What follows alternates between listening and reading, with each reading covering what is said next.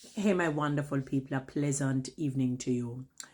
Wonderful people, lovely people. Listen, I remember some years ago I was listening to a pastor preaching, and he was talking about a regular secular businessman, and he was that's many examples of a lot of these secular business people, because they always talk about many businesses don't survive after the first 7 years or 5 years, something to that effect.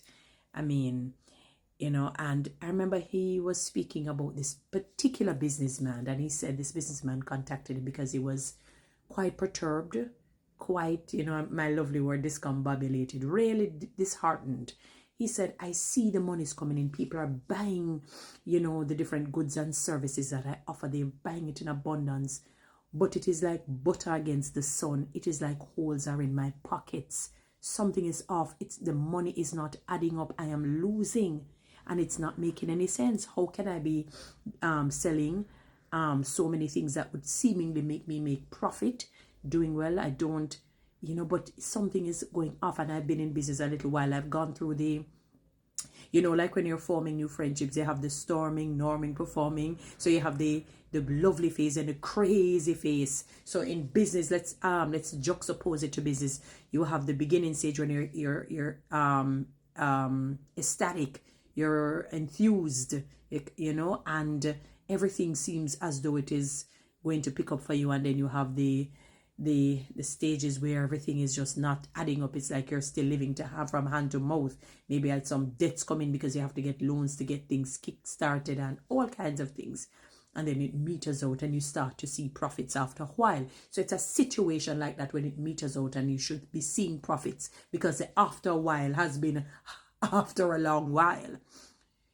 And they began to do a sort of deducing of things. After all, they use the laws of induction, amassing everything, all the information, and then they begin to deduce it. So they dissect it. And when they dissected the information, all the information posited, the question was asked in the final analysis: do you tithe? I mean, I know you're not a Christian, but do you give? Because, the very scripture says he allows rain to fall on the just and the unjust. A lot of people sometimes, or some people may use it, I don't know if when they're talking about calamity hitting people, yes, but really what rain there spoke to, blessing and prosperity. So it meant that once you follow the laws and the precepts of God in a financial way, you'll be blessed. It doesn't matter if you're a heathen or a sacred person. It doesn't matter if you're sacred or secular, you're Christian, non-Christian. Doesn't matter if you follow it's like somebody planting something and they're using the right soil and the right fertilizer and whatever, it will still bloom no matter who is doing it, because they're following the principles of the earth, the soil. And he asked him, do you tithe? And he said, no. He said, what? I'm going to encourage you. I'm not telling you what to do, but I'm going to encourage you to start throwing your tithes and your offering, because it's really out of the offering that you really see the blessings. So the tithe, yes, is to, let me put it in layman's terms, is to pull the curse from you, the financial curse that can come, or the physical curse that can come. And then the offering, you see the financial benefit and other benefits that come when you give more, And the man he took his advice and he began tithing and giving his offering. I think a month or maybe a few months down the road, maybe. Let's not be, want to sound really ridiculous. A few months on the road, he contacted the pastor and said, sir, thank you. You saved my life. You saved my business. I am actually doing very well. I've not changed anything. The only thing that I've changed is start to give tithe and offering. The only thing that I changed, my methodology has not changed.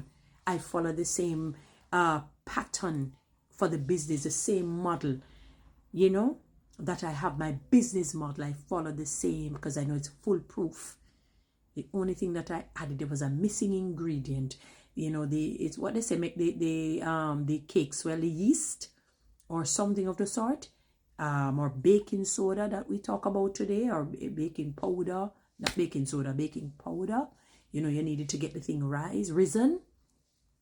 So he has employed the right thing to get it risen. The baking powder, or the whatever, you say yeast because I don't know all the different things. But that main ingredient that is needed so that the cake doesn't flop.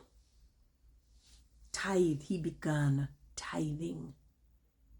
I remember I was speaking with a guy who is he has no affinity to the church. And I remember him talking about giving, even to the church. And that when he did that, he started to see blessings in a financial way, in a social way for his business. Talk to many of these business people. Some of you will say that, oh, the only reason why they're doing it is to evade taxes. But it would be the same. In other words, if I have $20 and I need to pay $5 to taxes, and I give the $5 to church, I'm still not in possession of the five. Let me not say lose. I'm still not in possession of the $5 because I'm still giving it somewhere. They never had to choose to give it to a church. They could have given it to an orphanage. They could have given it to a golden age home. They could have just said, all right, I'll just give it to the tax people. Let them deal with it. They're dealing with the maintenance of the country. They could have just given it to them. They're still not in possession of the five. So when you say they're doing it to evade, it doesn't matter. They're still not in possession of the monies that they're giving. They're still not in possession. They still have to give it out some way. So even if they do that, they still have to show, let us use the IRS to say, okay, even though I didn't pay whatever tax, this is what I did. I gave back to what the IRS would have done for these organizations, these non-profit organizations. And from you can show proof, then you probably would be exempt. I don't know how it is, but I'm just using logic behind the procedure, or the principle behind these tax organizations. Many people sometimes, it's like, that same pastor gave an example. He said, meanness and stinginess, this is how it is. If you have sand in your hand, if you hold sand like this, you see the amount. You can't count it. That's why I say amount. You squeeze your hand like this. You take up the sand and you squeeze and you release. You just see a little bit remaining, if any, or maybe just some grains on your hand, all over your hand, as opposed to that bountiful amount that you could have held had you held out your hand freely. It's like when he's talking about giving. The giving principle, you cannot lose. You cannot lose. Let me tell you, even if you're a trillionaire, a zillionaire, infinity heir, your money is like a 1 cent or less to God. You cannot outgive God in no way, in no form, in no fashion. We're talking about a God who has turned mud when the people are speaking into flour. We're talking about a God who turned water into oil so that they could eat because it was on the spot. They were so poor and indigent. We're talking about a God who waited 4 days because under the Jewish belief, I think it was, if you died and they said that the spirit can remain in the body up to 3 days. So Jesus was so wise, and in his infinite wisdom, he waited on the 4th day to raise Lazarus from the dead. If you see a miracle of somebody who is all basically decomposed, being risen from the dead, looks normal, it means there is absolutely nothing that he cannot do. He owns the world.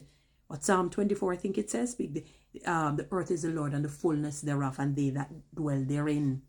Stop your nonsense about the pastors stealing the money. You are the one robbing God, not the pastors. If you have 20 pastors, 1.5 out of the 20 probably are thieves. 1.5 to 2 maybe. Not the other 18. I did a previous post that listed the things that the tithe and the offering does. It pays the pastor, it maintains the church, pay the utilities, help with outreach programs, support missionaries, help communities, help the widows, the orphans, or members who may be struggling for a time. What are you saying to me?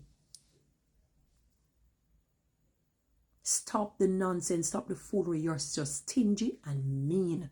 And the church has not been effective because they have been fearful in asking people for money. Because I even hear church people hitting out on people that talk about sowing seeds. Are you people for real? Then if they don't sow the seeds, if they don't give to the church, how will you do all of what I've mentioned? How would they give back to people? Money answers all things. If I take a shower, the water bill has to be paid. I have to take soap to bathe. You have to get money to pay for the soap, get money to pay for the rag or the thing that I'm using. And then a towel to dry up. What? People, let me tell you something. The enemy or the weakness of the flesh has gotten to the minds of people. Nonsense. Pastors ask for the money. Let them talk, because God will change the mindset of this nonsense and foolery that's going around. Guys, you know what to do. Read TikTok and YouTube. Subscribe and give one of them lines there, please. Thank you.